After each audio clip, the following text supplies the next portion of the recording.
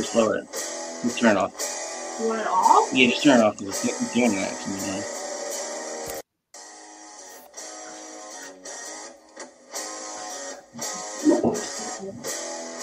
What is up, everybody? Happy Friday. Welcome into the Nick Club Wrestling Happy Hour. I am one half of your host, your virtual bartender, Mr. Nick Teodoro. Joining me, as always, is my tag team partner in life, my wife, Miss Nicole. Miss Nicole, what are you drinking? Oh, you know, my usual Tito's orange juice and cran.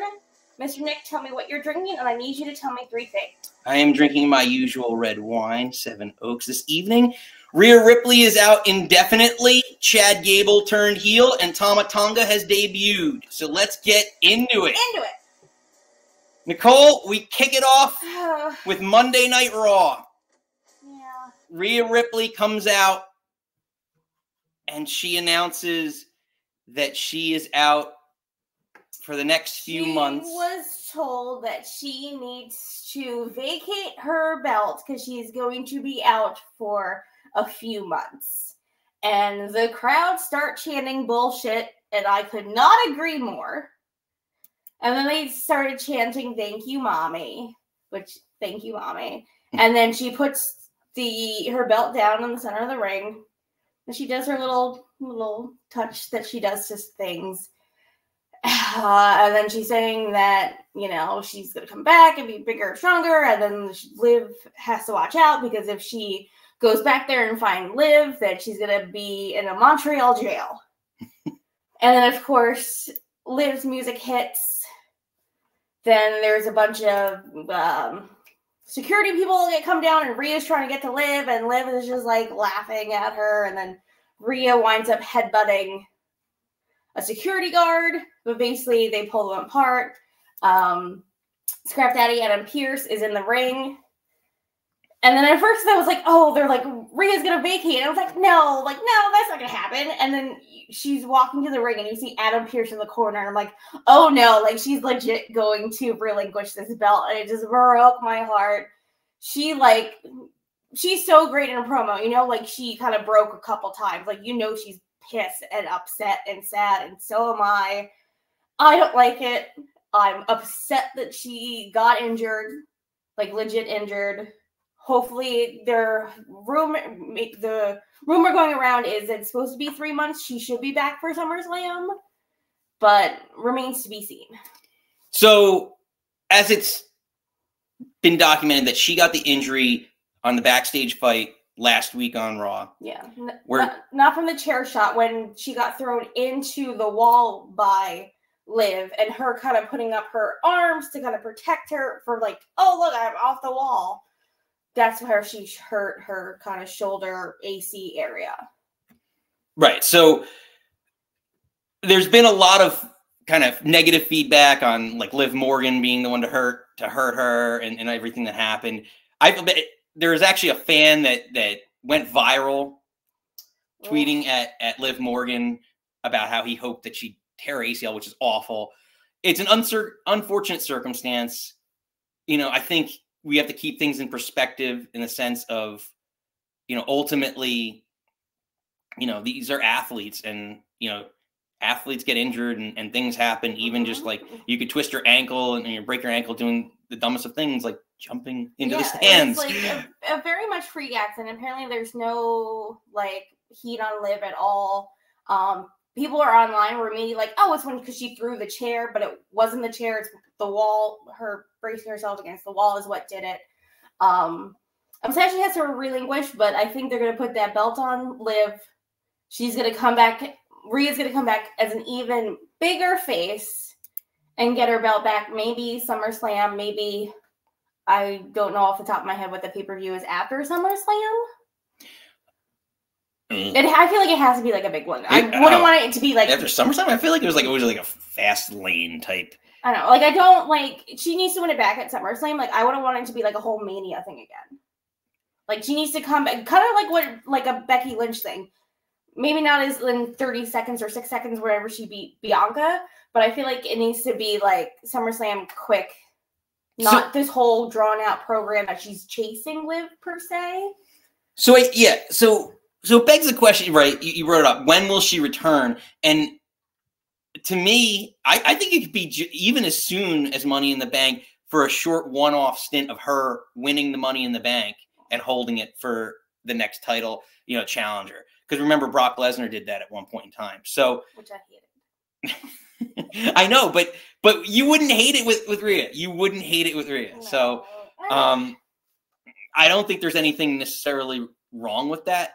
How long will she be out? Supposedly it's an AC joint injury, which we see a lot in the NFL. I see, I don't know, maybe just because fantasy football, I see a lot with maybe my fantasy football teams, but more often than not, but it seems like a quarterback type thing. But it's another shoulder injury, which similarly, we were just looking this up. Liv Morgan's injury was a shoulder injury that she had to come back from on her now revenge tour. So I guess the irony in all that. But I still think, like, does she come back sooner, or maybe it's as they hold her off until a Royal Rumble return, and she's going to come back with, a tremendous amount of momentum. And I guess that was a question that a lot of people, were saying right in the initial stage of the injury. What's going to happen with Rhea? She's so hot right now. In the business, she's like white hot. She's the biggest female star right now in the business. I think she's bigger than Becky right now. And yeah, she beat Becky. Yeah, bigger than Becky. No, yeah, but like in terms of just like stardom draw, like right now, I think at least for a match. So she was just ascending and continuously ascending. Where was she going next? Which I don't think we really had. I mean, we thought Liv was going to be the challenger anyway, but any clarity on like a next big challenger for her who they're building up. So it's going to be good to see. I think that in terms of her momentum, I don't think she'll lose any momentum. I think she's going to come back bigger than ever. I really do. I don't know. I just think that, like, look at Becky Lynch, look at what she did.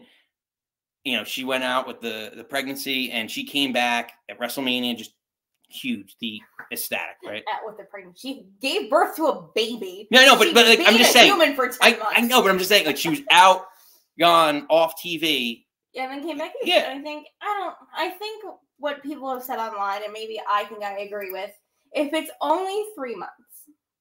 Again, barring they said that she might need surgery, and as someone who also I got collarbone surgery, like it hurts till this day. And hearing about how like people break their collarbone, they're back in like 6 weeks. I'm like, how do you do that? But again, I love Seth Rollins. He was injured, didn't have to relinquish his belt. He was getting to Mania. You didn't see Roman Reigns at all. He didn't have to defend his belt within the 30-day parameters.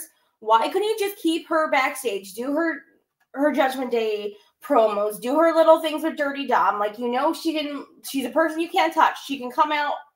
Again, with like Damian Priest did the interview, he's like, oh, well, I can't cash in on Seth right now because he's injured. So then it's like, why can't Rhea just come out and do live promos? Like, why does she have to give up the belt when she had this incredible Mania to Mania run? I don't like, it doesn't sit necessarily well with me. I guess it's in the field, like when she comes back, it's gonna be fucking huge. You're gonna be like, ah, but I'm just like, you kind of set a precedent with the male superstars, your male champions. So you're implying that there's a double standard. Oh, am I double standards for men and women? What? But it's interesting because when you look at it and you think about it, like, yeah, like Triple H has been the biggest proponent of women's wrestling in the last, and he, having the main event WrestleMania and everything else. That's why it's so shocking. I guess I'm sorry. I'm gonna cut you off. Go.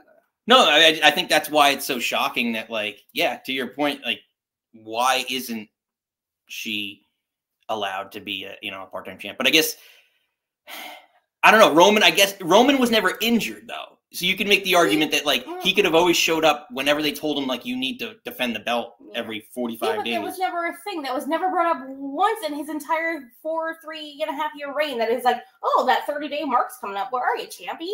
Like, that never came up. And, like, I don't know if maybe because I'm just, like, looking at it like this and, Triple H is so big picture that he's come back from injury and came back as like a huge baby face. We also have Madison Square Garden, like we were going nuts. Or like when Cena left and like maybe he just sees like, oh, you're injured, let's keep you off TV for 3 months and you come back to be fucking huge. And I'm hoping that's the SummerSlam moment or the Raw before SummerSlam, that's like the big moment. But like right now, like it makes me angry. That's fair. I'm hoping like big picture, like I'm mad today. Hopefully at SummerSlam when we do our recap here, I'll be like, that was fucking awesome. What is Ed saying some stuff? Oh, yes. Ed is. So Ed said, the only thing I could think of is they want that huge return pop, which, yeah. Right. You're going to get it. You're absolutely going to get it. That's what I'm saying. Like, Monday night, I was angry. And then maybe once we see it at SummerSlam, I'm like, okay, cool. But, like, right now, I don't love it. I just feel bad because she works so hard and she has Steven, it's better that she went away because the pop that she gets when she returns will be an all-timer. Right. I agree. I just feel because she had the panic attack the day of WrestleMania, and I just feel like I just want to root for her. And she had their band open, and she was like her at the press conference was just so sweet, and I was just so happy for her. And for her, like literally, then 2 days later, it's like, girl, bye. And like I know, and it's gonna be a huge pop, and I don't know. Right now, just like, ugh. Well, when we're talking about huge pops, that brings us into our next topic. So, topic number 2 for this week. On Monday Night Raw, stemming out of Montreal. Sorry, that's the wrong graphic. We saw our hometown hero, Sami Zayn, come out and deliver on his promise with Chad Gable. Like a true face, like a true baby face. He delivered on his promise with Chad Gable, offering him a title shot. They had an absolute phenomenal match, and definitely match of the week. There's nothing any of the promotions could do to challenge that. And it was an old school, really like banger of a match back and forth. And you have 2 of the best, wrestlers going for WWE, especially today, and absolutely just phenomenal. So in the end, ultimately, Chad Gable once again comes up short, leading to Sami Zayn having another great hometown moment celebration. It has the great, obviously, backtracking 30 seconds. I'll try to keep it brief. But before this, Jay Uso won his match, went up through the crowd. Such a beautiful tracking shot. High-fiving everybody. Let's go. He did push this one pin that was in his way, which I thought was hysterical. But went outside and found Sammy. And Sammy's just, like, looking straight up. And he's like, what are you doing, Uso? And he was just like, oh, this is the place. This is the reason why I love wrestling. Like, blah, blah, blah. So he's like, go get him. And then he goes the same, like, reverse shot that Jay did, goes back through the same corridor, high five, everyone's freaking out. And then the picture that Nick has, he comes out, huge fucking, just like pop and scream. And it's like, this is our hometown boy. This is it. And it was just like, it felt so big. And then he comes down, has this incredible match with Gable. Of course, he wins. Then he, like, helps Gable get up. And he's like, no, you. And then Gable's like, no, you. And then Sammy goes out and, his wife Khadijah's in the crowd because, like, obviously hometown. I don't know if it's his dad or her dad, but some old man he kisses, like, they hug and he kisses his arm. And then he goes to Khadijah and goes to hug her. And then, whoop, Gable comes out to do a German, and it's this beautiful shot that he's reaching out to his wife, Khadijah. Khadijah's reaching out for him, and they're just like, hoo, hoo, and just fucking German. It was so filmed so incredibly.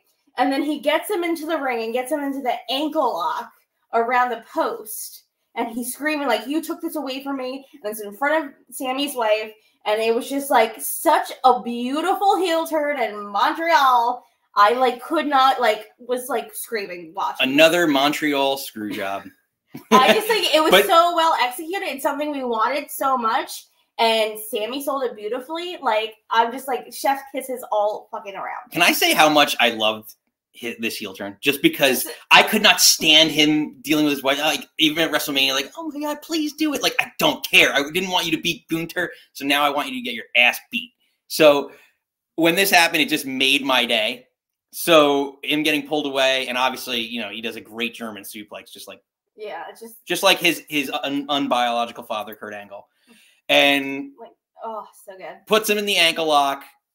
And just a great scene, you know, right in front of his family, him reaching out for his kids. It was Rami wasn't there. It was just Khadijah, and he's like reaching for his wife, and Chad screaming, which is such a great foil because over the summer when Gunther beat him was in front of his family, and his daughters are crying. His daughter is just like hysterical. I don't mean to call it great, but like cinematic. So for him to like, it finally like kind of break his brain a little bit that like he couldn't win the gauntlet match, he couldn't beat Sammy, and then now he'll feel like, I want to see this heel turn, I want to see him Kurt Angle perks all the way, like I want to see him bad fucking ass. Yeah, we want to hear from all you. What do you all think? Ed wrote in the chat. Let us know in the chats below. If you're new and just joining here, hit the old like button and subscribe. But yeah, Ed said it was so good. So I can't even like, I can't remember, like, I'm sure, well, maybe this is a topic for a different day, but like a heel turn this good in a while? Like this would just felt so good. Like babyface hometown in front of his wife, like, oh, like you want to like boo this man. But I'm not going to boo him because I think he needed this, but it's just like, it just makes so much sense. So it begs the question that we're going to throw out there now is with Gunther right now, I'm not saying right now, Gunther's gone.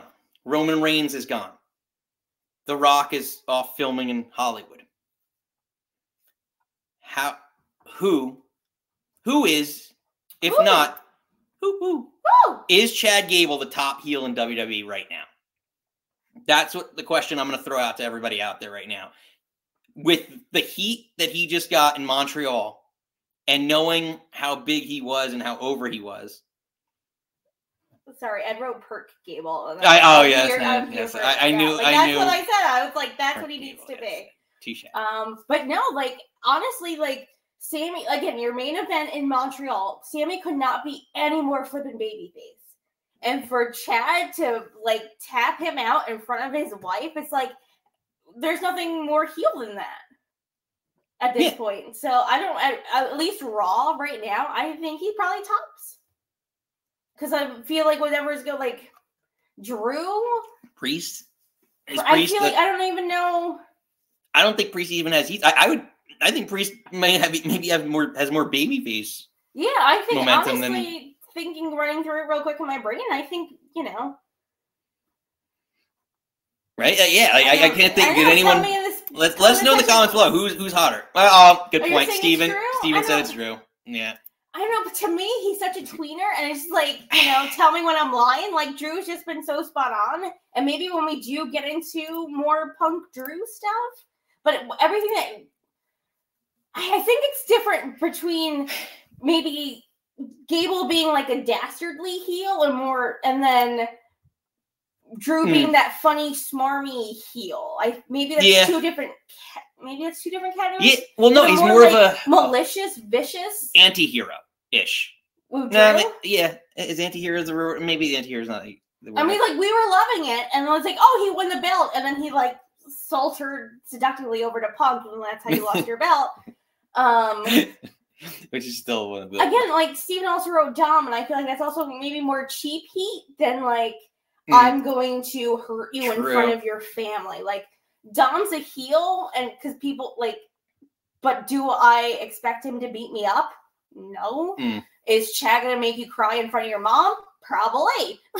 Like, I don't know, maybe it's such a different heel variation, but you know, I guess Dom and Drew are definitely up there. So, but I think Chad Gable's not far away. So as we're talking about the same, you know, heel turn for Chad Gable that I think we saw and kind of called for a little while, and I have discussed this theory on the show, is that I think putting Chad Gable in a heel faction, which he's already in a faction, with the Creed brothers would be absolute money and phenomenal. I totally see that happening. Let them continue to lose for a little bit. Well, I mean, they've been losing. He's a veteran, and they just all snap together and working together. I would love to see them almost like again, another team angle of the past. It would be perfect. It gives him just another leg up, because with the heat he's got right now as a heel, who's to say he doesn't just compete for a mid-card title? He could ascend upward to the main event scene. There's people that, with factions and with the right amount of momentum can be main eventers. Look at the momentum. Like Sami Zayn, 3 years ago, you wouldn't have considered him a main event talent, and he's a borderline. He main evented on Raw. Yes, I know. But like in Montreal, in his hometown. He main evented one of WrestleMania last year. Yeah, the tag match. Okay. But yes, so again, she always tries to throw me off. But anyway. But to my point, who would have saw him as a main event talent 3, 4, 5 years ago? He was always a solid, as they say, a hell of a hand, and look at where he's been and gone. So I just think in the right storyline, the right circumstances, surrounded by the right people, like the Bloodline storyline, that made him a main event talent. So I'm really excited to see. So we want to hear from all you as some new people join in. Let us know. Join in the conversation. Our regulars are disagreeing with us. You can comment. You can also call in. The phone lines will be open at 6:30 in another 8 minutes. So if you want, the call-in link is in the chat, but it's in the description as well if you want to get in there. Let's read off some comments and see what everyone's thinking. Everyone thinks it's Dom Drew, and I agree with that. He's like, he literally played and prayed for. Put it up. I agreed. But, beating up a babyface in his hometown in front of his wife. And then being mean to CM Punk, different levels to me. And soon Liv will be right with. I think Steve, I don't know if you're getting at like that. Oh, she'll be a main event talent, and no, because it's the biggest heel thing that we're talking about. Yes. Oh, yeah. Now that she injured Molly. Yeah, it's the Nia Jax heat. I know. I worry a little bit. But I think at this point with like Rhea, we're past the point, like she beat Nia, she beat Becky. Like it's not the size of the person at this point. I feel like it's just story. Like her and Liv, even now with her getting injured, even more of them having the story. It's the story. It's the background, not necessarily the physicality of it. Again, I think Liv has improved leaps and bounds when we first kind of saw her with the Riot Squad and she had her little blue tongue and did her thing. So I'm hoping I don't know if that's gonna make her like I would consider her the biggest heel, but I guess maybe woman wise, I don't know. Like we haven't seen. I don't know. Again, it makes me excited we'll talk about that next week for the draft. Like how are they going to change stuff up? Yeah, it's going to be interesting. And next week's show is going to be real fun. We're going to do our own little fantasy draft probably of a faction. I think that's how we're going to do it. But so that'll be fun. So we're going to ask everyone to join in on that one as well. I also, the last podcast, I said they're never going to take Cody off Raw. Wrong. Cody's going to SmackDown. So my predictions, who knows? But tell me what you think down below. Tell Nick he's wrong. All right. So let's get into our third topic. You asked me to tell you 3 things. Here's our third thing for this week. So, and it happened right as we went off literally the air. Mm-hmm. There is a new member of the Bloodline. Tama Tonga has come over from New Japan and now joined Solo Sikoa in the Bloodline. So, if you can think back to last Friday, all week ago. I'll set a scene, my kids, quickly.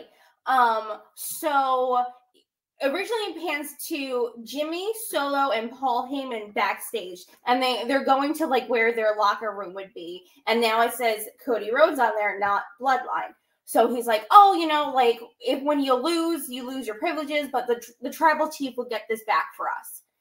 And then they go to their promo in the middle of the ring, and Heyman does the promo saying that, like, we don't blame anybody, The Rock or Seth or whatever. Like, the tribal chief lost, and that's okay. We're going to move on. And then Solo was kind of like, oh, I thought losses matter. And then it was a masked man appears, and turns out it's Tama Tonga. I screamed. I'm excited about this. He came in and they laid out Jimmy, and then like Solo was barking orders, told Tama to get a chair. He did the Samoan spike, hit him with the chair. Jimmy's out. He grabs Heyman to make him put up the ones. So they all put up, the three of them, like Solo, Tama, Heyman put up the ones. Then he grabs his phone, call Roman Reigns. And he grabbed, like Nick put out, I guess I'm getting ahead of your slide, sorry. A little bit. We're good, I need a drink. He goes to call Roman Reigns. Solo grabs the phone, throws it down like, nah, not calling Roman Reigns. So is this, people are saying it's going to be civil war in the bloodline, who's this and that. I personally love this segment. I think it's good to insert kind of someone fresh. I think Corey and Wade put over, because I know who Tama Tonga is, like, and from New Japan. I don't know many people who, obviously WWE fans may not know New Japan stuff, but I think Jackson, Corey, and Wade put him over, and I think Solo kind of barking orders like, you're doing this, I'm hitting with the spike, Heyman, you're here. I think that's very interessante. Yeah, I'm here for it. So you beg the question over who is the actual leader of the bloodline. So I will throw that out there because, again, who is the new tribal chief? Because in our house, it's not Jackson, who's right next to me right now causing issues. It's definitely not.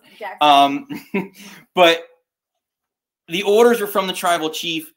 You think it's Solo. That's not. Well, you're implying. I don't know. I feel like you're implying that's Solo. I think. Do you want me to go or do you want to go?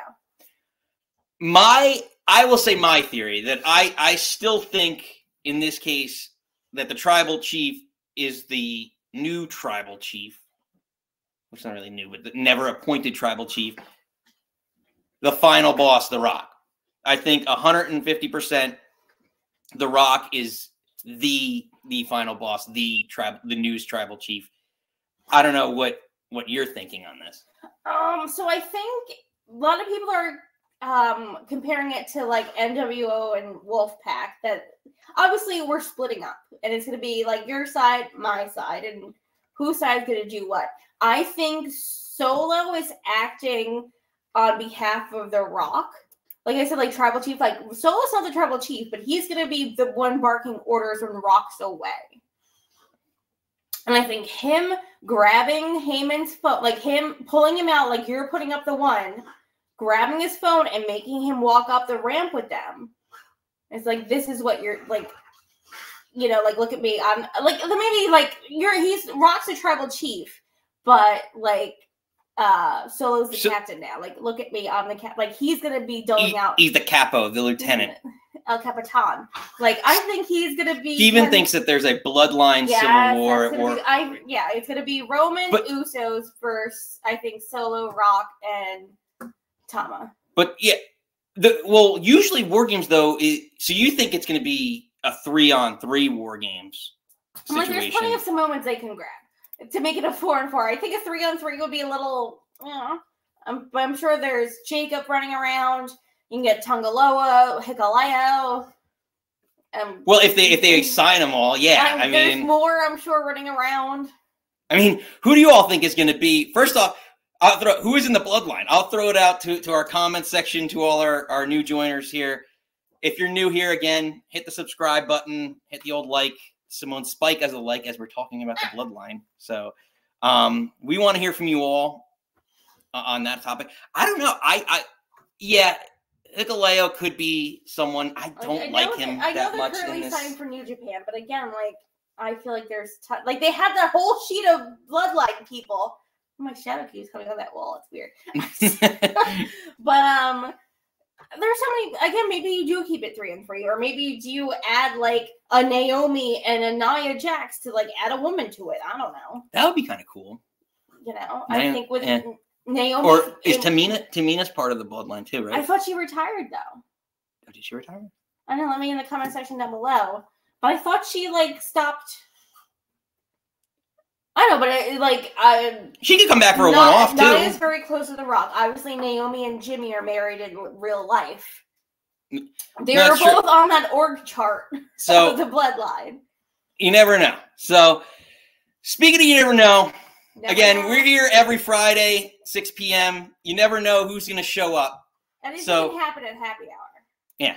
So feel free to call in below. The link is in the description.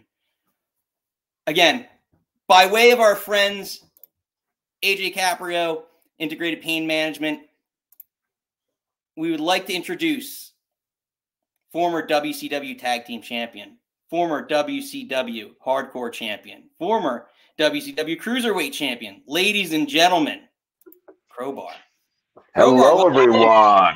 Nothing. How's everybody doing? We're doing great. Fantastic. We usually ask, what are you drinking? What are you thinking? So. Well, right now,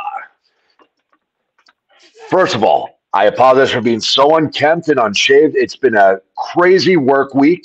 One of the most challenging parts of being a pro wrestler in this day and age is that all these years later, I'm a dad, I'm a physical therapist, I'm a business owner, and this week was just nuts. So what I'm drinking right now is a cup of black coffee because I have about 8 notes left that I have to write up once I finish with this. So that's what I'm thinking, and that's what I'm drinking. Fair enough. Cheers to that. And that's the beauty of the show is you don't have to drink alcohol. You whatever you want to drink, just bring. We're just talking about when I get home, I will be drinking alcohol. I promise. That's definitely, but that's later. Well, I know you're a man who enjoys his red wine as well from your. Yes, I do. Yes. You kind of touched on it, so we wanted to ask you. What have you been up to lately? You touched upon obviously the physical therapy thing, and take us through what you've been doing. Well, how far back do you guys want to go? So WCW ends, and I toyed around with TNA. I was there for a very brief cup of coffee. There was a company out at that time called the WWWA that did a few pay-per-views, and it featured a lot of former WWE and WCW guys and stuff like that. And then at that point in time, I was knocking on WWE's door. I had several dark matches that went pretty well. I'm actually pretty psyched. A guy on Twitter actually gained access to the dark match archive, and I got to see a few of those that I had been wanting to see. So 20 years later, I got to see me and John Cena in Philadelphia. 20 years later, I got to see me and Rick Fuller at the Hartford Civic Center. 20 years later, I got to see me versus Mike Bell with Daphne in my corner in Philadelphia. So that was kind of cool. But nothing happened there. No job, no nothing. So there comes when a young guy asks me, what is the best advice I could give him? And I say, always make sure you have a second career. I get pissed off when I see, not pissed off, but there's so many things on YouTube, and there's a motivational speech by Arnold Schwarzenegger, or a motivational speech set to music by The Rock, or a motivational speech set to music by this famous actor. And a lot of the themes of those is you need to focus every bit of your energy into one thing. Otherwise, you're admitting that you're going to fail. And the only way you're going to succeed is if you put all your energies on this one goal. And that's easy for them to say because they made it and they're rolling in all kinds of money. But for every Rock, every Arnold, every other whatever singer, band, whatever, there's thousands and thousands of people that don't make it, or I'll come back to this. So you need to have a plan B. Very, very often I'll ask a new guy. I was in World Championship Wrestling at that time, one of the 2 largest companies on the planet for 3 years. As you said, Cruiserweight champion, tag team champion, hardcore champion. And I'll say, Do you consider that successful? Would you have liked to did what is that something that you would like to do? If you did that, would you be happy? And every single time they say, yeah, that'd be awesome. I would love to do that. I say, now, I wasn't at the top of the card. I wasn't in the bottom of the card. I was in that meaty middle there somewhere. But in no way, shape, or form did I make enough money to sustain me the rest of my life as an individual, forget a family. So very, very few people have those long extended runs where they make a whole bunch of cash, and you need something else to fall back upon. So after I was not picked up by WWE, it was great. At that time, even during, I'm all over the place. I have bad ADD. I'm so sorry.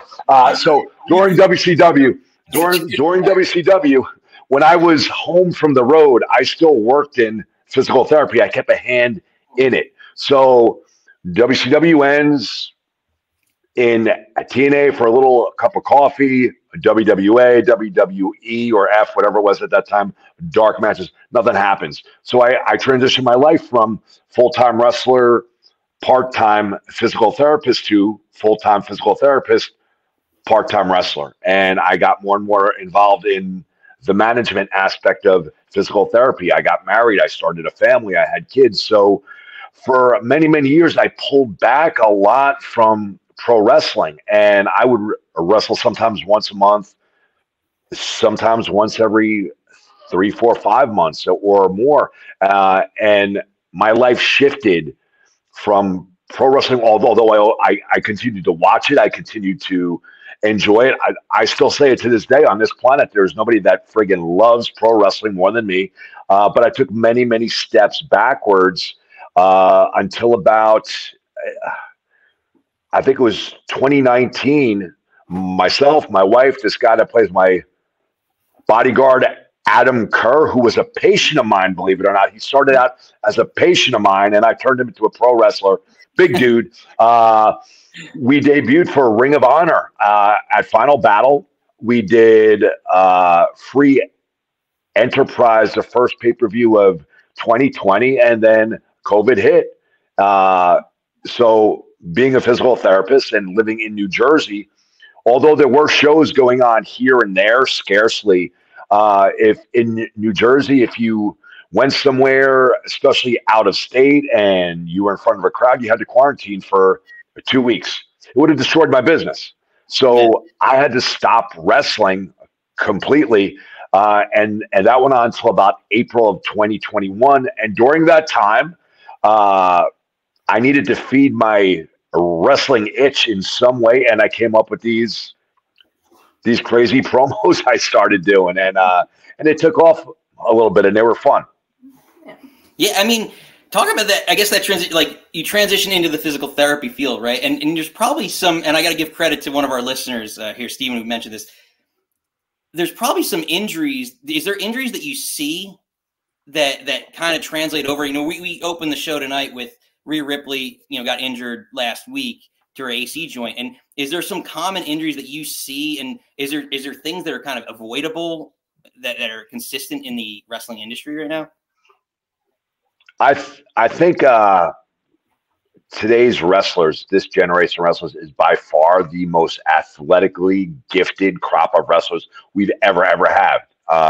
The moves they do, the corkscrews, the flips, they're so athletically gifted. It's on a whole nother level that was never seen before. And that's awesome. This generation of wrestlers also make a lot of bad choices, moves-wise. They possess this incredible athletic ability. And with that ability, they could probably do a million and one safe things that would look really, really cool, that the crowd would really, really like. And unfortunately, they still continue to choose a lot of stuff that hurt them and hurt their opponents. It is pro wrestling. Injuries will always happen, even on the stupidest, simplest things. It could happen. But I think you increase the likelihood of injuries when you make bad choices. No, for sure. And, kind of backtracking to obviously when you had the change, a lot happened, in your life in that following 2 years following WCW, right, in 2001. you got married, you met some people, and talk about, I know Nikki and I are both, I know, we're both a wrestling couple. We met through pro wrestling and we both have a love for it. So it's awesome. I was saying, like, wrestling couples are my favorite, and like watching some of your stuff today, and like, how you and Dina are, like, how is it like working with her, kind of like inside the ring, outside the ring, like you guys coming out together? I think is so, like, her and the mask and the fan, I think it's like, whoa, like she has a fan because you guys are like making out all the time. Little pageantry again, you know what I mean? I'm a big sucker. I love in-ring work, but I grew up watching wrestling in the 80s and the early 90s. I am a sucker for characters, for pageantry, and I think that's missing a lot in pro wrestling. I love stuff like that.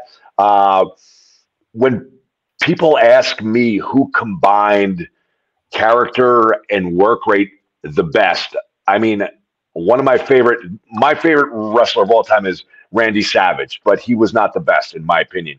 But he did combine pageantry, and he was a phenomenal worker. Go to like mid 90s, Lord Steven Regal. Okay. Mm-hmm. He had this royal music. He wore capes. Sometimes he wore that ruffle thing that hung down. Once in a while, he wore a white wig. He had either Sir William, his attendant, or Jeeves. He had all this stuff going on. He had the faces he made. He was disgusted with the people. But when he got in that ring and the cape came off and the thing came off and the wig came off, you saw some phenomenal work rate, whoever he was wrestling with. So I try, and I'm not putting myself in the same class as Steve Regal. I know I'm not, and I'm a totally different kind of wrestler, but I really always thought that was a great way to go, where you have this ultimate wrestling pageantry and character stuff that it's very popular today. Say it makes wrestling really fun. But when all that's gone, I really try to show the people a violent, cool, fun match. Is there anything that you maybe sorry, like in this spot, like not do that sequence? Is she very like kind of like protective of you, like maybe don't do that, or she's like, baby, go? Now we met, and she actually wrestled for a while. She was an independent wrestler, and I was. I just left WCW, and I had gone down to Jim Kettner's ECWA in Delaware just to visit with some people, and she happened to be there, and the rest is history. We first met there, and then we met a few weeks later somewhere else, and then one thing led to the other, and in August, we will be married 20 years, and we will be together 23 years. Cheers to that. And the cool thing is we have so much. We love watching wrestling together. Like, I got home late last night. She had a long day at work. She's also a registered dietitian. We both had long days at work, a lot of paperwork and stuff. We got in the hot tub. There's the TV there. Like, oh, what do you want to do? She goes, oh no, let's watch wrestling. So it was either, and you hear the opposite. I go, what do you want to do? And it's either listen to music on YouTube, watch Star Wars stuff, or Star Wars reviews on YouTube. Like right now, the Bad Batch is running, and we love Star Wars. Or we watch wrestling, and we ended up watching Saturday night's main event, the episode where they turned Macho Babyface against the Honky Tonk Man, and Hulk Hogan fought Sika, and it was just awesome. We're hanging out there, defunking a long day at work. We had some seltzers. The water was hot. We're hanging out there and just watching wrestling, and it was awesome. Beautiful. I love that so much. So I got to ask, as a Star Wars fan, which is your favorite? Oh, okay. For years, I said Empire Strikes Back, and that's a common response. That's what most people say. And then I really thought about it. I did an interview a few months ago, maybe half a year ago or so, and I changed it. And I said Return of the Jedi. And here's why. Movies aren't like they are now, where they come out 1 year and then shortly thereafter there's the next one. Like when the Avengers came out, boom, boom, boom. So we had Empire, and you got Luke in like he got his hand cut off. Darth Vader to his father. Han Solo's frozen in carbonite. And that was all awesome stuff. You had the walkers, you had Yoda and all this. But I thought Jedi, when you think back, and I put myself in my mind as a child, there were so many payoffs. When I grew up, it wasn't the Star Wars special edition. There was no Jabba the Hutt in Episode 4. There was no Jabba the Hutt in that hangar during Star Wars. So you heard about this Jabba the Hutt through Star Wars and Empire. You knew he was a bad dude, but you never saw him. And you get to see him for the first time in Jedi. And I remember as a kid, whoa, this giant space slug is awesome. And one of the most memorable parts of Star Wars for me was the cantina. So you got Jabba's palace, which is very similar to the cantina with all these cool looking freaky aliens. And I love that. You got a rancor down there. You got a monster. And that was really cool. You see the Emperor in the flesh for the first time. The Emperor shooting lightning out of his fingers, which you've never seen before at that time, which was cool. You find out Luke and Leia are brother and sister, which is weird because they kissed in the last movie. Darth Vader turns good and takes off his helmet. Come on. And ultimately, at least you thought, the good guys defeated the bad guys for good. So when I think back and I connect myself to the feelings attached to Return of the Jedi, I have to call that my favorite one, even over Empire Strikes Back.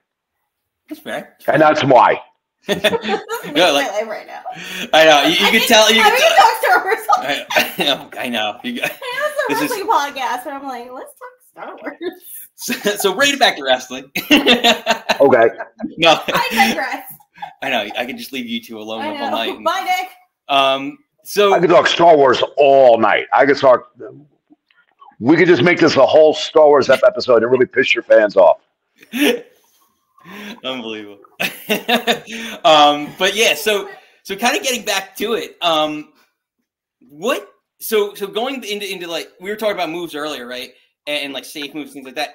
So I looked at, your finisher, the mind bender, if you're assuming you're still using it today, because the last couple matches I saw you're using a lot of different variations, a lot of hardcore stuff. But I guess what's it say? To me, you were one of the first people to do that move, 20 plus years ago. And now since then we see a Hall of Famer in Beth Phoenix. And now what's projected to be, the next big thing in Jade Cargill kind of using that move. What does that, kind of meaning, knowing that, kind of you were brought that to me, at least to the limelight. I hadn't seen too many wrestlers using that finisher. So now here you are, 20 plus years later, seeing that. What does that kind of mean to you? It's cool. I don't know. It's a relatively simple move. It's just the sit down adds a lot to it. It's cool looking. It looks like you crushed a person, and it's hard to pull back the curtain, but it's super, super safe. And that's what pro wrestling needs to be. You need a safe finisher you can do to take care of yourself and your opponent as well. No, absolutely. Nikki, you still... I'm still on the Star Wars. She's still in the Star Wars. Oh, man. In case you're wondering, I hate the sequel trilogy. Hate it. Thank you. I don't like them either. Big, and I've tried. The Force Awakens laid some groundwork. I was interested in Poe. I thought Finn, the stormtrooper that left the Empire, was a cool idea. I liked Rey. I liked Snoke. I thought, who is this Snoke guy? And then at the beginning of The Last Jedi, started the dumpster fire. It had potential, but it was too many. It did. And then it just went too far another way. They destroyed it. Like a Death Star. Yes. How many Star Wars references? I feel like this is going to be like we're going to make it like one of those like drinking games where every time a Star shit! I forgot this is a wrestling interview. I'm sorry. No, we're having fun here. This is a blast. So, to take back, actually, as we were talking about, being safe and making sick moves. I was looking back on just in general, like your hardcore match, Starrcade 2000. You got to wrestle, your icon there, Terry Funk. How do you looking back on that match now? It was, it was so at points I was like, wow, this is tough to watch because some of the chair shots you were taking. Sure. Yep. You came out looking so phenomenal in that match. Just the beating. That Thank you. took. But do you reflect 20 plus years later on it, differently now as, obviously as a father and just, an experienced wrestler?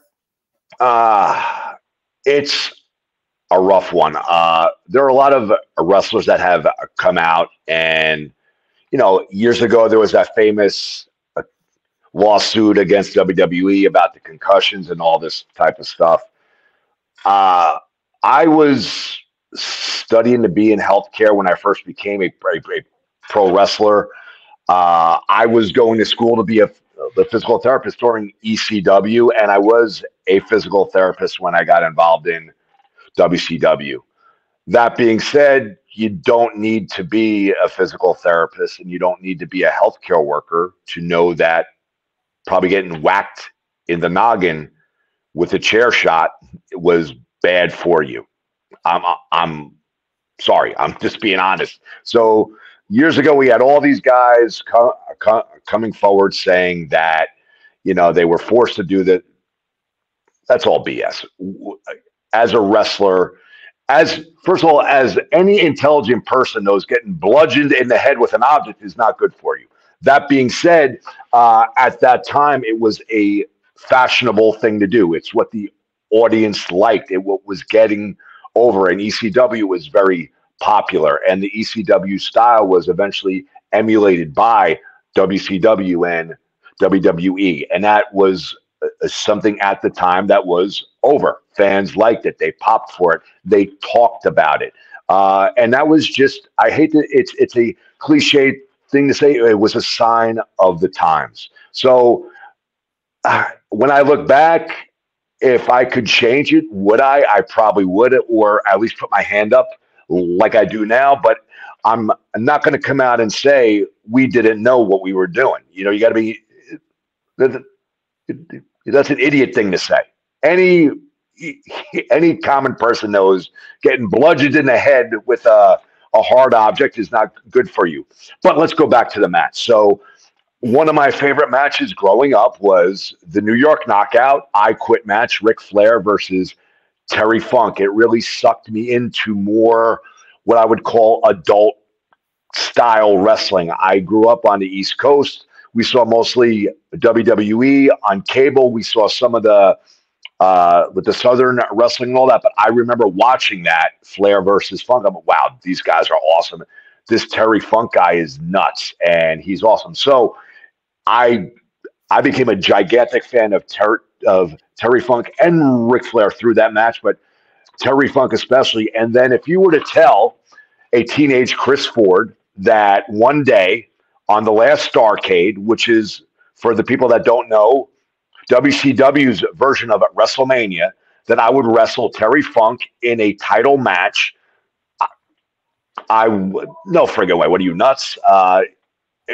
Off the radar and unattainable goal. So just the fact that I got to do that, it was such a huge blessing. I'm so grateful for it. And it was just a great, great time. In hindsight, if I could take back some of those chair shots to the head, I probably would. But at that time, not me or anybody else was thinking of that. It was just something that was done in pro wrestling. It was part of the pro wrestling game. In football, the helmets evolve, the rules evolve. In other sports, gear and protective equipment evolve, and wrestling has evolved, thankfully, away from that. But that's just the way it was. And, again, and I don't mean to beat a dead horse, you don't have to be a healthcare provider. You don't need to be a physical therapist. You don't need to be a neurosurgeon or a general doctor to know that being whacked in the head is not good for you. We just did it. The crowd loved it. We did it in an attempt to get our characters over. We were independent contractors doing something that we thought would help our career. And anybody that says Otherwise, it's full of garbage. Yeah. No, how's that? Yeah, I like that point. Because honestly, because now with all the documentaries coming out, you see like Dark Side of the Ring and everything else. It is kind of like a blurred lines type thing. But yeah, to your point, I completely understand where you're coming from. Like you kind of agree to do things beforehand, right? Like no one's doing it against their will, so to speak. So because usually the wrestlers, we will call our match. When not told. Never in my career was I told, we want you to take 5 chair shots during this match. We want you to take 10 chair shots. I was never told that. It was something that was discussed between me and my opponent. And often it was ad-libbed as well. When you're out there and you're feeling the action and you called for 1 chair shot, but the people are going nuts, that 1 chair shot might turn into 3 or 4. No, yeah. Again, the adrenaline gets pumping, right? Like it just keeps going. So I want to get into, and I want to talk about obviously what you're doing now with ISPW as well. In this day and age, I go from where the chair to the gut and across the back. I will never whack a guy in the head with the chair. I won't take one to my own head. Once in a while, you'll see wrestlers do a chair throw, and that's, again, don't want to pull back the curtain too much, but that's way different than somebody holding it and bludgeoning you with a steel chair. No, yeah, it's a fair point. Yeah, it's the the implementation of it, right? Like, and how you go about it. It's all how. Yep. So I know for a brief period of time, during post-pandemic, I guess what's 2021 considered? I don't know. Is that still considered part of the pandemic? It's all blur. But in 2021, you had a match on AEW Dark. What was that experience like for you? I know a lot's happened since then with them growing and things like that. What did you experience there? And what's your take on what their product has been like? So I was off for 14 months and during COVID, and I was doing the promos, and if you watch the promos, I was talking a lot of smack as a character and being very critical of modern wrestling or young wrestling and stuff and having all kinds of fun. And I was at my son's lacrosse game. Again, totally different life, doing daddy things. It was like 1 or 2 o'clock in the afternoon, and I'm watching my son's lacrosse game, and I get a call to go do the Super 8 for ECWA that night. And I had not been in a ring for 14 months. And I had been in the first few Super 8s. So this was really a cool experience. It was because Ricky Morton either missed his flight or the flight got canceled or something like that. So I took the call and I said, let me think. I hung up, and I'll just be totally real. I go, wow, I have not trained for this. I would love to do it, but I don't want to go out there and look like crap. And then I don't want to be a preachy guy at all. But this is the way I think. I go, with the Super 8's a cool show. It would be something cool to come back with after not wrestling for 14 months. God is putting this opportunity in front of me, and it would be a shame to squander it. So I took the opportunity and had 2 great matches. The following month, I wrestled for GCW in Atlantic City versus Ricky Shane Page, and that was awesome. That's on YouTube somewhere. It's called After Hours. Huh? I watched that this morning. Yeah, and that finish we did without pulling back the curtain. People ask me about it a lot. If I did it, it was safe, and you're not going to know how. The light tubes, multiple light tubes. I was power bombed through about 10 light tubes on top of a guardrail. So what you're saying is it wasn't real glass. No, it was.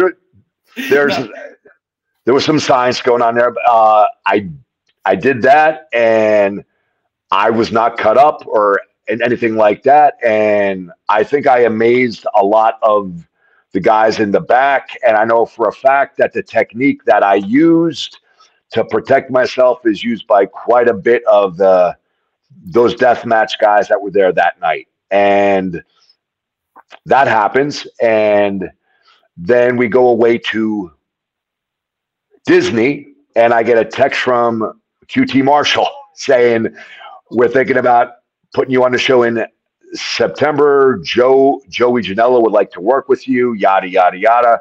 So I'm in Disney a day and a half. And when you go to Disney, all bets are off. You're eating what you want. You're drinking what you want. It's magical. So that screwed up my Disney trip a bit. That meal plan. That meal plan is intense. When we went there a couple of years back, it's like you have to get 3 snacks in within like a 2-hour period. Yes. So I ate responsibly. I did a whole lot more cardio, and that started my quest to get ready for September.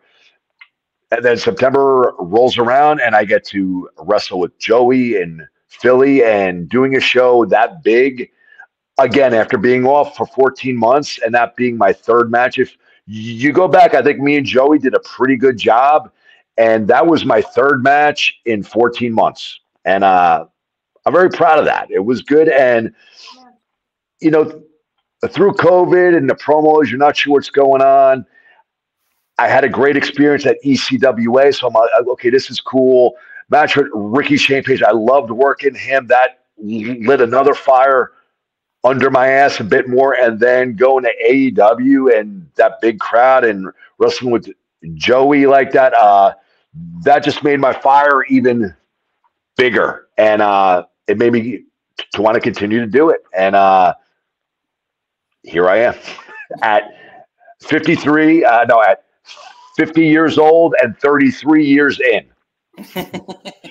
Yeah, and Ty, like, the one thing I thought was really amazing as I was watching your ISPW matches is that I thought it was so unique. I don't see it doors being used as tables in matches. I thought that was so cool that you guys are starting to use, like, just again, like, it's kind of that whole to your path. Like well, I'll tell you how that popped up. The doors actually popped up. If I could be a wrestling historian, I believe, because in New York, the Athletic Commission passed some kind of legislation where you're not allowed to use tables. So guys, they made this loophole where they started using doors. And as far as a promoter goes, doors are a lot cheaper than buying tables. So more and more people started using doors. How's that? Learned something new tonight. Who didn't think that? Well, I thought that was going to happen, but I know, I didn't think I knew about doors. I learned so much today. And I have to say that I uniquely try to use the guardrail unlike anyone else in this business. And so I like to use the doors. I like to use the guardrail. The guardrail more than the doors, just because everybody uses the doors. So I try my best to try to be as different as I can be. Yeah, right. It's your trademark. So is there a match so far, and on whether it's ISPW or on the indies, that you've done the last couple of years that really stands out? I know you've wrestled with Tommy Dreamer. Talking about next week, we're gonna you're wrestling Gangrel next week. That's gonna be so fun. Yep. So yeah, I mean, there's been so many great opportunities since I came back. AEW, of course, stands out. When I did New Japan the following year, that stood out. Doing the Battle Royal, although it was an easy match to wrestle in, for Ric Flair's last match, that stands out. Just being there for that night was cool. But between ISPW and Outlaw Wrestling, I've had some really great matches against some really great people. Last year, I think it was. Is it last year? I lost track. See those damn Terry Funk chair shots. I dropped the leg off the top of a steel cage again, and that was kind of neat. Last week, I can't wait to see it once it's all edited and stuff. But last week I got to wrestle Speedball Mike Bailey. That was awesome. I would love to do that again. It's this building in Brooklyn that Outlaw runs. They pack them in there. It's standing room only. It's a crazy Brooklyn crowd, hipsters and college guys and random wrestling nuts, and they are loud and out of their mind. Great, great crowd. Very, very similar to the ECW crowds of old, and that pushes you to really go nuts, and safely, of course, and really makes you want to have a great match. But between ISPW and Outlaw Wrestling, I really can't thank them enough for all of the opportunities. Great guys that they've given me to wrestle. I never want to be the veteran where they say, let's bring in Crowbar. We'll have to find somebody to work with him that'll take it easy so we can get a good. That's not me at all. I like being able to perform at a modern level, or what I call a modernly acceptable level. And when I'm not unable to do that anymore, I won't do it no more. I will gracefully walk away and say, I can't do this at a quality level no more, and I'm gone. And I also want to thank Battleground out of Philadelphia, who I've wrestled 3 shows for now, who has really given me the opportunity to run with this entourage idea that I've had with the bodyguard and my wife out there, and with the music and the pageantry and all this type of stuff, which Outlaw and ISPW do allow me to do. It just looks more grandiose when you have the grand stage and the monitors and the smoke and all that. That type of entrance is made for an environment like that, so all 3 of them have given me great, great opportunities to paint on the canvas the way that I want to at this stage of my career. It's indie wrestling. It's vacation money at the most. It's not something I'm doing for the monetary value. I'm out here because I friggin' love pro wrestling. I enjoy creating. I enjoy being able to do it with a close friend of mine, Big Adam, and my wife, which is awesome. It's a great bonding experience. My kids don't think it's so, it's old hat for them, but their kids think it's real. Their friends, rather, think it's really, really cool. I was going to ask, like, what is your? Because I know you have 2 kids now, and your son's getting older, right? So he knows who dad is. So, like, what's that? As he's getting, I think he appreciates it more because he knows dad's at 50 and he's still doing this wild stuff and doing stuff that the guys in their earlier matches that are half my age aren't doing. So I think that impresses him. But as far as mom and dad being wrestlers, both my kids, it's always been there. It's an old hat, you know what I mean? And it's fun, like going around the house. Me and my wife laugh. They'll use the wrestling lingo like we do accidentally. You know what I mean? My son will want something. He goes, "Hey, Dad, give me that gimmick there." And I look at my wife. We just laugh, and it's just fun. Or like, "Hey, why's Mia, my daughter? Hey, why's Mia going into business for herself there?" And it's normal. But when we stop and say, "This is nuts," it's just really funny and it's cute. And but we probably are, as crazy as wrestling is, we're probably the most normal wrestling family on the planet. So that's awesome. So we're talking with Crowbar here on the Nick Club Wrestling Happy Hour. If you're new here, to all our friends, please hit the like button, subscribe. Go ahead. I just want to do a side note because you're Jersey, we're all Jersey. I want to get a little controversial. Where are you guys at? So he's originally from North Caldwell. I'm from Woodbridge, and now we live in Bridge. Ridge or Bridge? Ridge or Bridge? Where's my bridge? Woodridge or Woodbridge? Woodbridge. Bridge. Okay. Yeah. So he's a little north, I'm a little central south. But controversy, pork roll, Taylor ham. I've always used Taylor ham. I would always order a Taylor ham, egg, and cheese sandwich. Same. So he's north and I was middle and I was Taylor ham. But if somebody That being said, if someone offers me pork roll, egg, and cheese, I will not turn that down. Yeah, exactly. Right? As long as it's good. Yeah. Call it whatever you want. Like, I know, we're Jersey, you're Jersey. Yeah. I feel like I always called it Taylor ham. But I got me used too. to it. I was always Taylor ham, and then I went to school in Trenton or Princeton, and they were like, "Oh, it's pork roll." I was like, "I don't know what pork roll is." I think that's where it changes. Like right around there is where it changes. That's the dividing line there. Yeah, that's like the pork roll, Taylor ham, Mason-Dixon line there.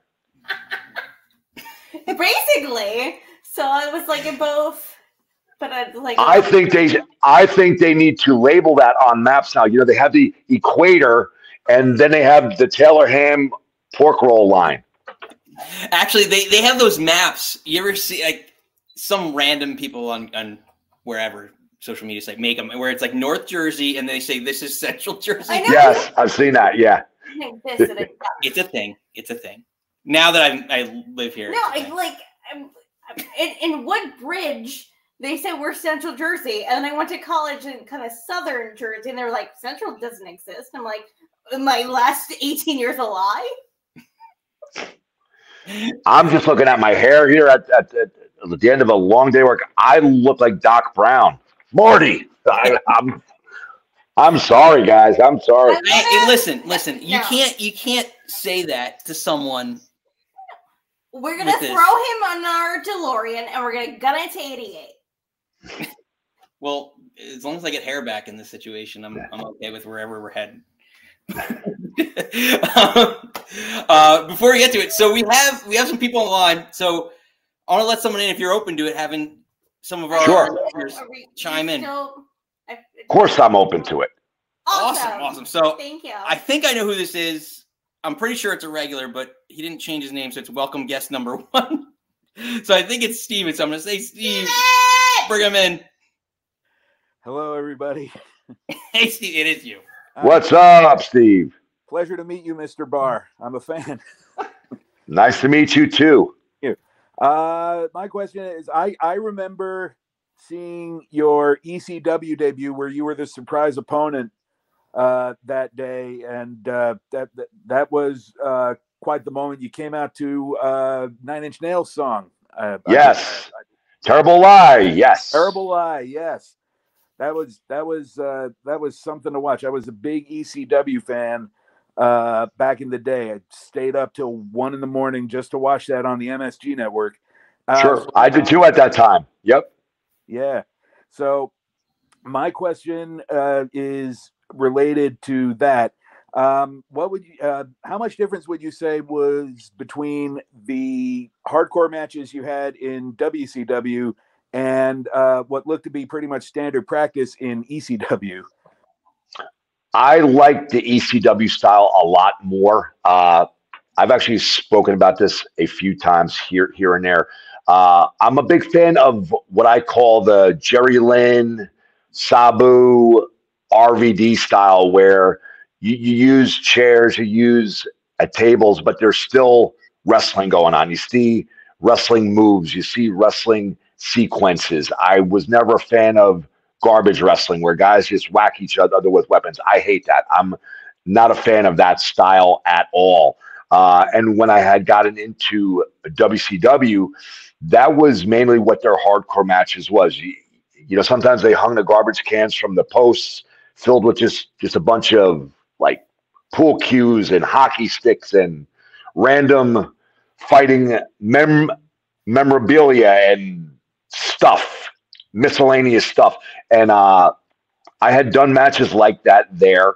When they put the hardcore title on me, my intent was to, and I spoke about it rather with the office about trying to transition my title run as more of an ECW-esque style hardcore wrestling where there was technical wrestling mixed with chairs and tables and an occasional weapon here or there. A few weeks into my run, I did a tag match. It was myself and Mike Awesome versus Bam Bam and Reno. And I had done an Asai moonsault. Bam Bam missed the catch. I hit the floor and I tore my abdominal muscle. And for people that don't know, it's one of the most painful injuries to get, because if you lift up your knees or your hips, it hurts. To put your pants on hurts. To bend your leg to put your socks or shoes on kills. And they had just put in a hardcore title on me. It was a huge opportunity.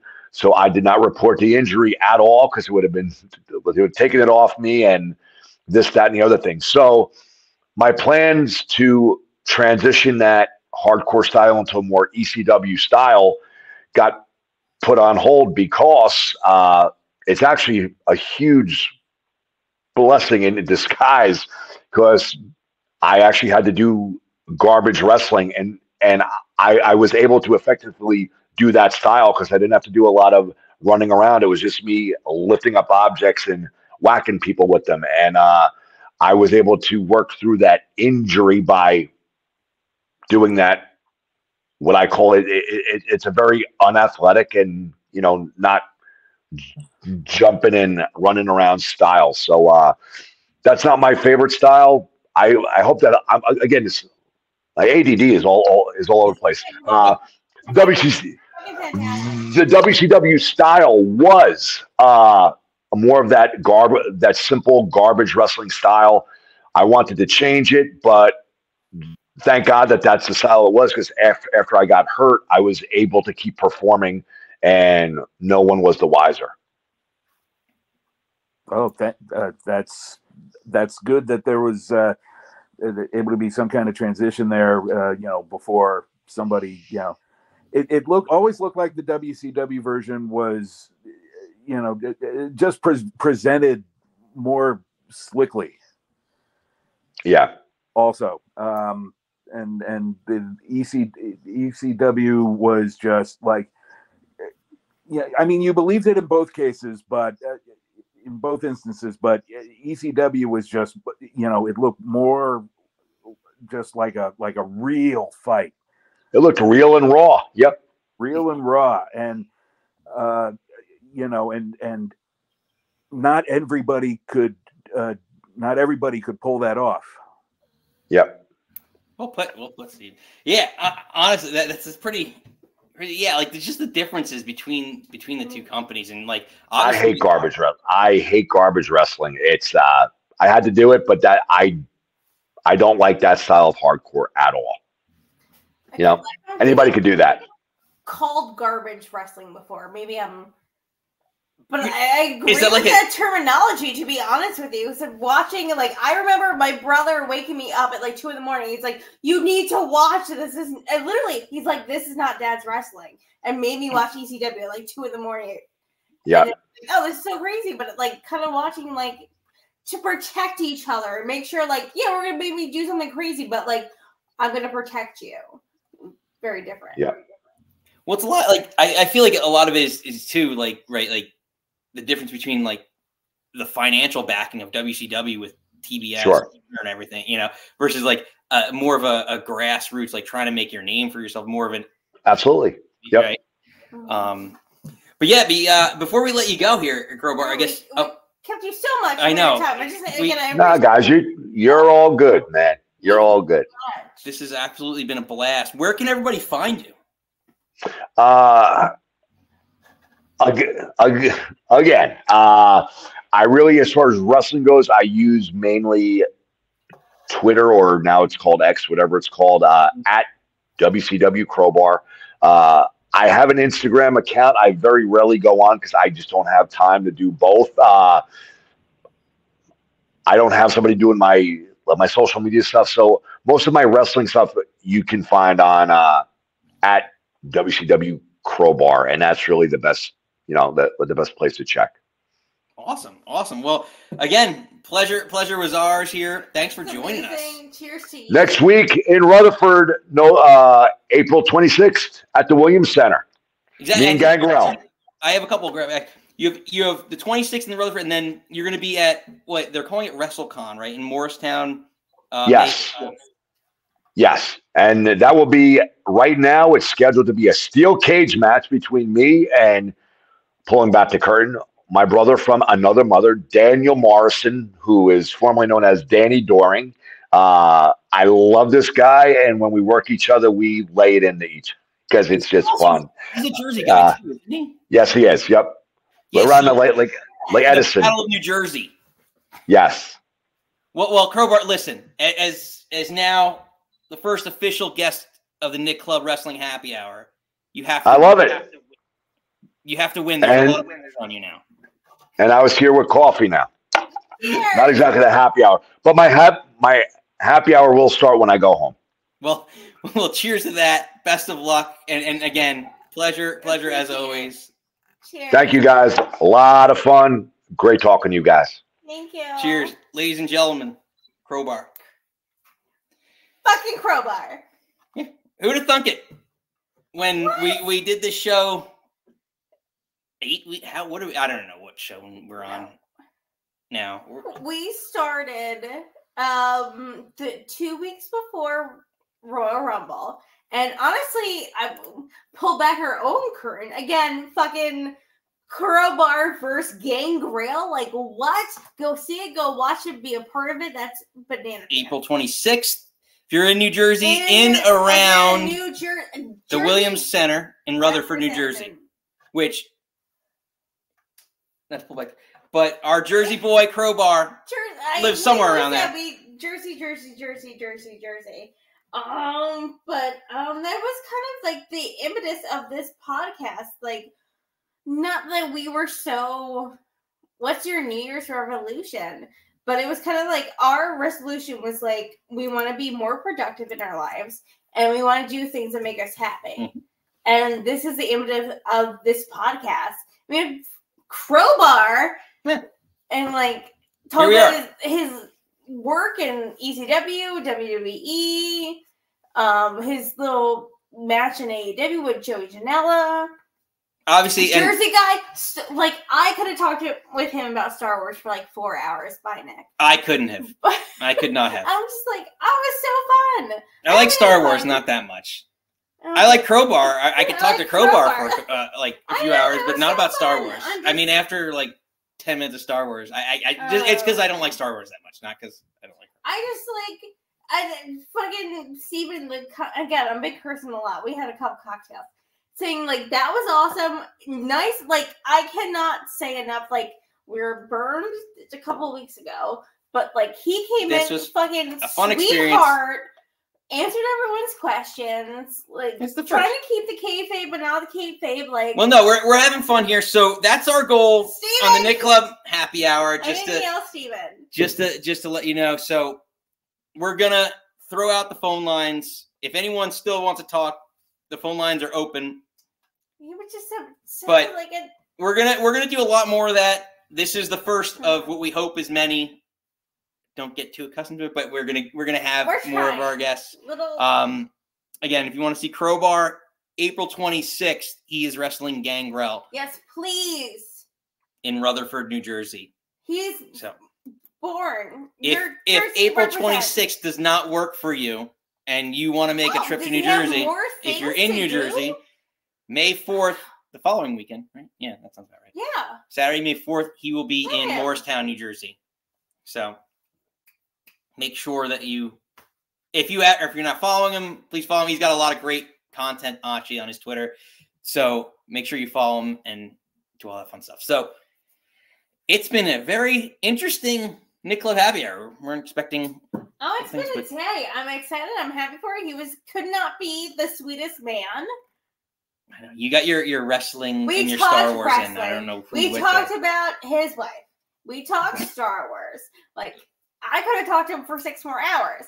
I know. You could talk to everybody. No, literally. Everybody about wrestling and Star Wars. I'm the person that doesn't want to talk to people. You're the talker of this bunch.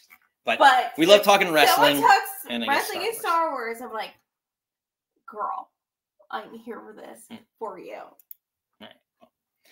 On that note, so we'll keep it. I know. We're 20. Wait, 20. Math is hard.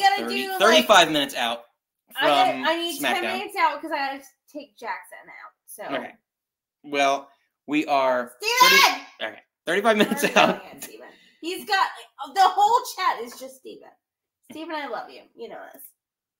I know. We need more than Steven rambling about Taylor Hand.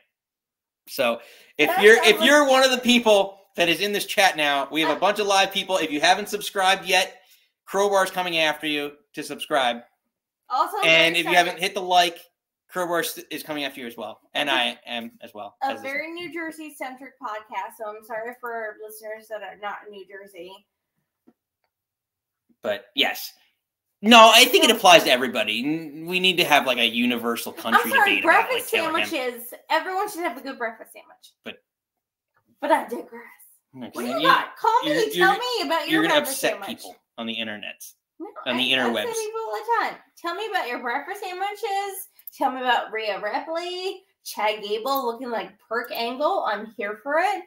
Talk to me. We got Dynasty next week. My children are fighting in the corner. Yeah, real quick. Before we open up the phone lines, real quick, as we give this another 5-10 minutes, if anyone wants to chime in with their wrestling theories of the week, thoughts of the week, whatever you want to talk about, feel free to call in. You can throw it in the comments if you want to just have it read off and you don't want to call in. We'll do it all. But we do actually have a pay-per-view coming up. AEW Dynasty is on Sunday. My Eddie fucking Kingston shirt. And for you. So, whatever. Justice for Eddie. He had 3 belts. He needs more. He needs belts that mean shit. He had 3. All right, you have 3 poop belts. But I digress. Anything that you're looking forward to this weekend in particular? Ospreay Danielson. I don't think there is a question. If I feel like people are crapping on the Usos match, like if that match isn't a fucking banger, again, not comparing the Usos to the two of them, but it's like, and also it's what we thought about AJ Nakamura. Like there's so much pressure on this match, and I'm worried that like one thing gotta miss. They're like, fuck this match. But Brian Ospreay. We're going to need to change our underwear, kids. No, that'd be a good match. It'll be a really good match. Again, I don't even think I need to say on the show how much I like Will Ospreay. Because if you're one of our live listeners, you know exactly. And if you're new to this show, I love Will Ospreay. I think he's the best wrestler probably in the world right now. Ospreay. Well, one of the top. I wouldn't choose anywhere, right? One of the. Okay, settle that. I'm gonna mute you. I can't throw her out. He can do a promo over that. But regardless, I love Will Ospreay. I think that's gonna be a phenomenal match. I'm looking forward to it. I just hope it's not at 11:45 on Sunday night when I'm about to go to sleep. Oh, I have to go on the when I'm probably let's be honest, like I sleep early, but so probably like an hour. but like don't kill me. Don't kill me with a long pay-per-view, Tony Khan. Please don't.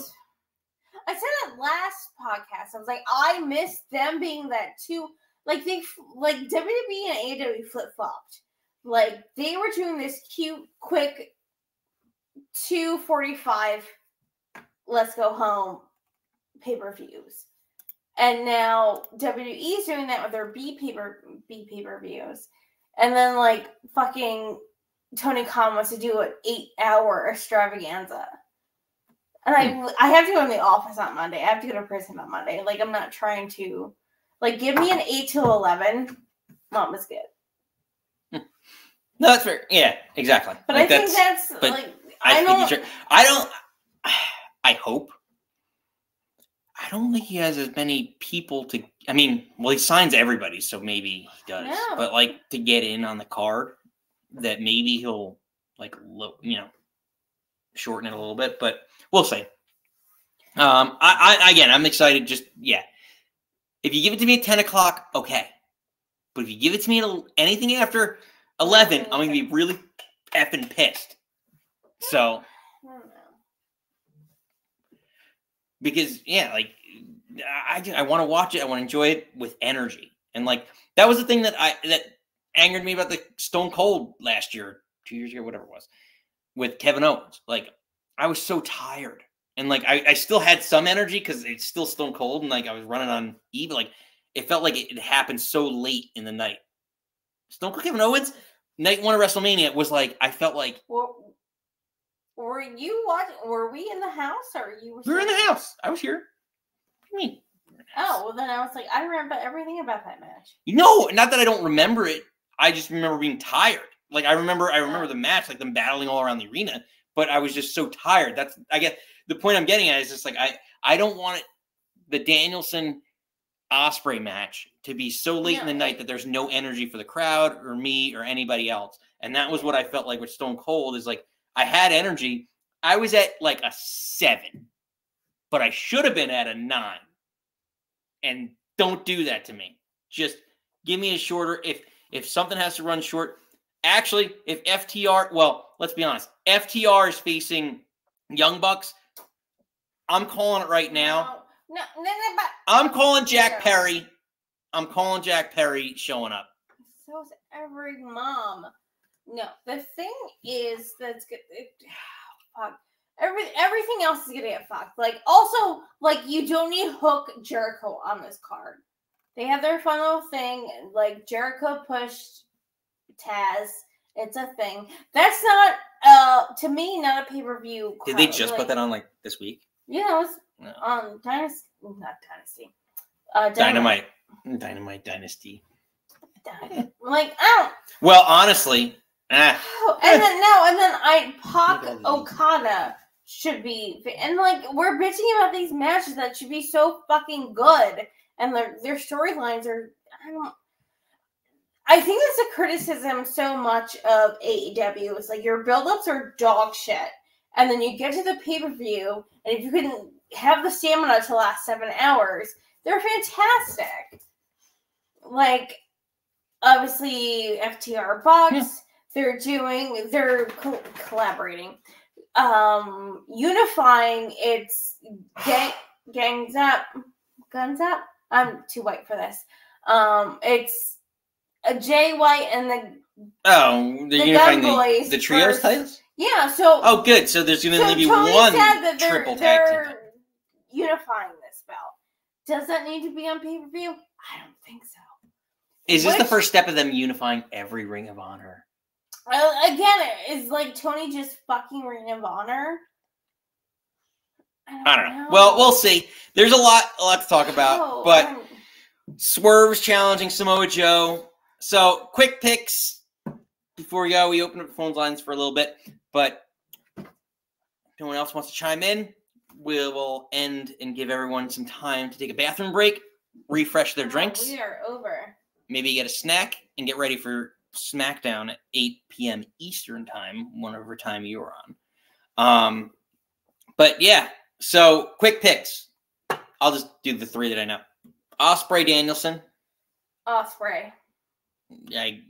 Actually. Ospreay. I'm going to go Danielson. Ospreay. Danielson. So I'm going to say Danielson. This is not counting in our picks, though, for our normal yearly picks. Not official picks. Because we have to do a graphic on that. But Ospreay Danielson, Swerve, Joe. I'm going Swerve. I think I'm going to go Joe. I think he's going to win it at the bigger one. I think he's going to win it Double or Nothing. I think there'd be some sort of shenanigans or something happens or like Hangman comes back. I think he needs to, like, Double or Nothing is basically their Mania. He's going to win it on a bigger pay-per-view. And also, when is Twisted Metal got renewed for the 2nd season? So when does Joe have to go? And that obviously will correlate when he's dropping the belt. Twisted Metal's awesome. Great show. If you haven't watched it, if you were someone that's close to our age in their 30s, pull back the curtain, and you played the game for PlayStation, this show, the Twisted Metal show, absolutely loved. Like 5 stars. Like, I'm not like for the few. I only have a handful of video games that I played as a kid and I stuck with, but the ones that I played, I loved. And this is one where, like, because I played like Assassin's Creed and they were adapted into movies. This is one where adapted into a show, phenomenal job. So if you haven't watched Twisted Metal yet, great show on Peacock. Not a sponsor. Yeah, not a sponsor yet. Until Peacock sponsors us. Or one of our alcohol sponsors or whoever. We're open to all oncomers for the most part. Yeah. But that being said, it's been a fun night. It's been a very roller coaster of a night, baby. I know. We weren't sure where we'd end up. We started talking about Rhea Ripley's injury, Chad Gable turning heel, who's in the bloodline, who's not in the bloodline. And then we get a call in. Crowbar joined the show from WCW, ECW, ISPW. A lot of W's. And everything ends in W, but I know. I'm so shocked your acronym has a W in it. But phenomenal show. We heard a lot about what he's been up to, what's been going on. So the first of many. This has been a newer, different version of the show, but we hope to continue it, and we hope you guys all enjoyed it. So again, if you're new here, for all of our new people, hit the like and subscribe buttons. We want to have you back. We are here every Friday, 6 p.m. So if you want to talk wrestling, grab a drink, alcoholic, non-alcoholic, whatever. Crowbar had coffee. You like coffee? Drink coffee. You like soda? Drink soda. Steven, our regular, drink soda. If you like water, drink water. Doesn't matter. What matters is that we all like wrestling. So come on in. Share your thoughts. It could be today's wrestling. It could be old school wrestling. Today we talked about old school wrestling versus today's wrestling. It's a bunch of different topics. So we love having you. So until next time. So we'll see you next Friday at 6. But until next time, you don't have to go home. But you can't stay here. Bye.